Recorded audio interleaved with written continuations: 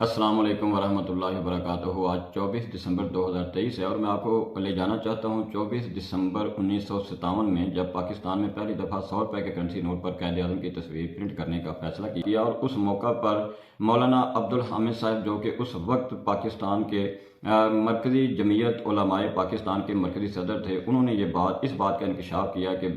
کیا میں پاکستان کے فوراً بعد بھی پاکستان کے کرنسی نوٹ پر قائد اعظم کی بانی پاکستان کی تصویر چھاپنے کا فیصلہ کیا گیا تھا، لیکن اس وقت بانی پاکستان نے اس پر ناپسندیدگی کا اظہار کیا تھا اور اسے انہوں نے منع فرما دیا تھا۔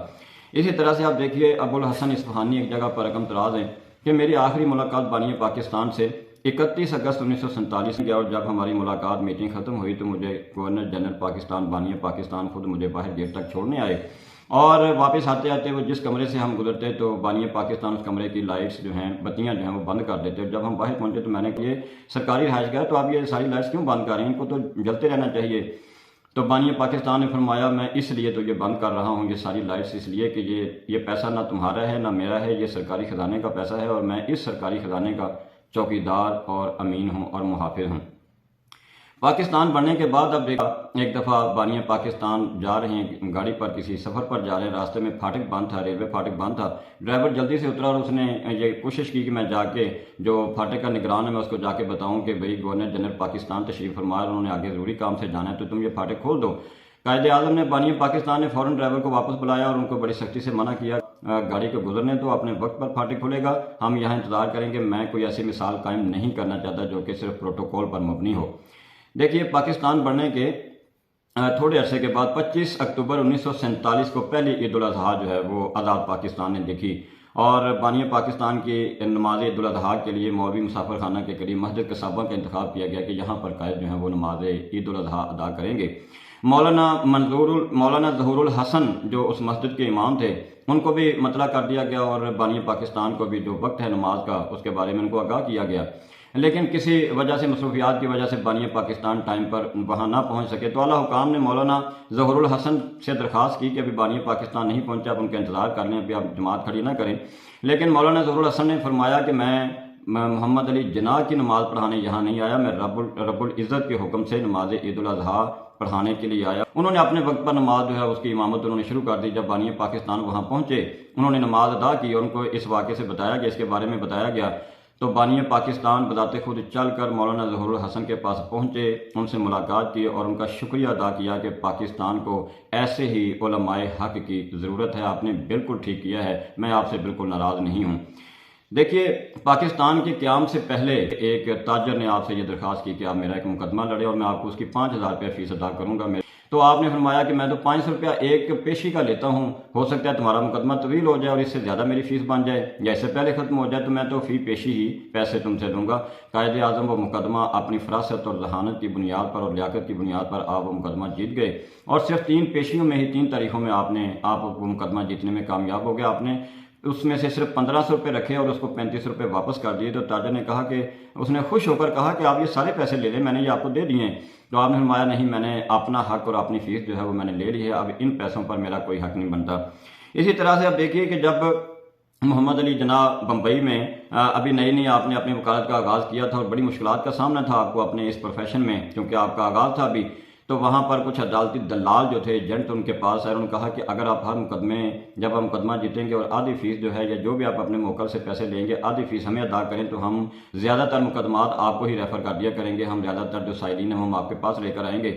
تو آپ نے کیا فرمایا؟ آپ نے فرمایا کہ بالکل نہیں، مجھے ایسا پسند نہیں، مجھے ایسی روزی سے بھوکا رہنا پسند ہے۔ تو آپ نے ان کے ساتھ یہ سودے بازی جو ہے وہ اسے آپ نے ان کو منع کر دیا۔ دیکھیے، 1933 سے 1933 سے 1946 تک محمد علی جناح نے کابینہ کی جتنی میٹنگ ہوتی ہیں ان میں کم از کم 17 قراردادیں آپ نے خود پیش کی، جس میں اسرائیل کو ایک ناجائز ریاست قرار دیا گیا، اور اسی طرح سے فلسطینیوں کے جو حق خود ارادیت تھی ان پر بات ہوتی تھی۔ کابینہ کی جتنی میٹنگ ہوتی تھی، قائد اعظم محمد علی جناح نے یہ منع کر رکھا تھا کہ اس میں کسی وزیر کو، کسی مشیر کو کسی قسم کے کھانے کی کوئی چیز پیش نہیں کی جائے گی، یہ قوم کا اور یہ سرکاری خزانے کا پیسہ ہے۔ اور پاکستان کے قیام سے پہلے آپ دیکھیے، برطانیہ کے سفیر نے محمد علی جناح سے قائد اعظم سے درخواست کی کہ برطانیہ کے بادشاہ کا بھائی بر صغیر میں آ رہا ہے تو آپ اس کے استقبال کے لیے ایئرپورٹ پر جائیں۔ تو کیا جواب دیا ہمارے قائد اعظم نے، ہمارے قائد نے؟ آپ نے فرمایا ٹھیک ہے تو مجھے اس بات کی ضمانت دو کہ جب میرا بھائی جب کبھی اگر برطانیہ میں جائے تو اس کے استقبال کے لیے برطانیہ کا بادشاہ خود چل کر آئے گا، اس کا استقبال کرے گا، تو میں بھی آج برطانیہ کے بادشاہ کے بھائی کا میں استقبال کرنے جاؤں گا۔ اس پر وہ جو برطانیہ کا سفیر تھا وہ لاجواب ہو گیا، اس کے بعد کوئی بات نہ ہو سکی۔ یہ وہ شخصیت تھی جس نے، یہ بانی پاکستان، یہ محمد علی جناح، جس نے 1920 میں اپنی پہلی شادی کی تیاری کے لیے گھر کے ذاتی غسل خانے کی تعمیر پر اس وقت میں، اس دور میں 50,000 روپے خرچ کر دیے تھے، لیکن جب گورنر جنرل پاکستان آپ بن گئے تو آپ نے 1.5 روپے کا موزہ پہننے سے انکار کر دیا کہ میں ایک غریب ریاست اور ایک غریب ملک کا گورنر جنرل ہوں اور میں ایسی عیاشی اور ایسی سہولتیں جو ہے میں افورڈ نہیں کر سکتا، میں پسند نہیں کروں گا۔ علامہ اقبال کے سامنے تذکرہ ہوا جی قائد اعظم کا، تو آپ نے کیا فرمایا؟ آپ نے کہا ہی از انکرپٹیبل اینڈ انپرچیزیبل، یہ دنیا میں وہ انسان ہے جس کو نہ خریدا جا سکتا ہے اور نہ اسے کسی قسم کی خیانت کی توقع کی جا سکتی ہے۔ اور آخری بات آپ دیکھیے، پروفیسر اسٹینلے کے یونیورسٹی آف کیلیفورنیا میں پروفیسر ہے، اس نے جو اپنی کتاب جناح پاکستان لکھی، اس میں اس بات کا اعتراف کیا کہ دنیا میں بہت کم ایسے لوگ ہوتے ہیں جو تاریخ کا رخ بدل کے رکھ دیتے ہیں، اور ان سے بھی کم لوگ ایسے ہوتے ہیں جو دنیا کا نقشہ بدلنے میں کامیاب ہو پاتے ہیں، اور ایسے تو بہت ہی کم لوگ دنیا میں آئے ہیں، دنیا میں ہوئے ہیں جنہوں نے ایک خاص نظریے کی بنیاد پر ایک نئی مملکت کا وجود رکھا ہو اور وجود قائم کرنے میں وہ کامیاب ہو پائے ہوں۔ اور محمد علی جناح ایسی واحد شخصیت ہے جس میں یہ تینوں خصوصیات تھیں، اللہ نے اس کو یہ تینوں خصوصیات دے رکھی تھیں۔ یہ تمام واقعات پڑھنے کے بعد میں نے، اور اس طرح کے بہت سارے واقعات سے یقیناً آپ بھی آگاہ ہیں، میں یہ سوچ رہا تھا کہ اس موقع پر بچوں کے لیے قائد اعظم کے حوالے سے کیا پیغام دیا۔ میں نے یہ فیصلہ کیا کہ میں قائد سے ہی اس سوال پوچھتا ہوں کہ اس موقع پر بچوں کو میں آپ کی طرف سے کیا پیغام دوں اور آپ بچوں کو کیا پیغام دینا چاہیں گے۔ تو قائد نے مجھے یہ فرمایا کہ میرا یہ پیغام میرے بچوں تک پہنچا دو کہ میرے بچوں، میں شرمندہ ہوں، مجھے معاف کر دینا۔ میں نے تمہیں آزادی سے اسلام کے سنہری اصولوں کے مطابق زندگی گزارنے کے لیے ایک آزاد سرزمین تو میں نے تمہیں حاصل کر کے دے دی، اور ایسی ٹیم میں نے تیار کی جنہوں نے الحمدللہ یہ کام کر دکھایا، اور دنیا کے نقشے پر تمہارے لیے ایک آزاد ملک انہوں نے حاصل کر لیا۔ لیکن میں اس بات پر شرمندہ ہوں کہ ایسے جانشین چھوڑ کر نہیں آ سکا جو تمہیں ایک صحیح معنوں میں ایک آزاد ملک، ایک کامیاب ملک، ایک خوشحال ملک اور تعلیم یافتہ اور ترقی یافتہ پاکستان تمہیں دے سکتے کرتے ہو۔ جب میں تمہیں دیکھتا ہوں کہ تم ملک عزیز کو چھوڑ کر، میرے اس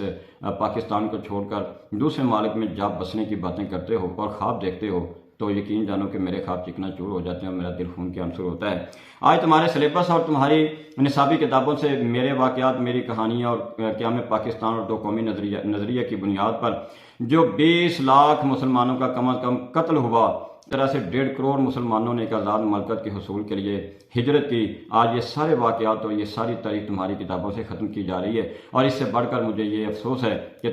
تمہارے اساتذہ اور تمہارے والدین بھی اب تمہیں میری کہانیاں اور تاریخ پاکستان کی کہانیاں اور آزادی کے واقعات تمہیں اب نہیں سناتے۔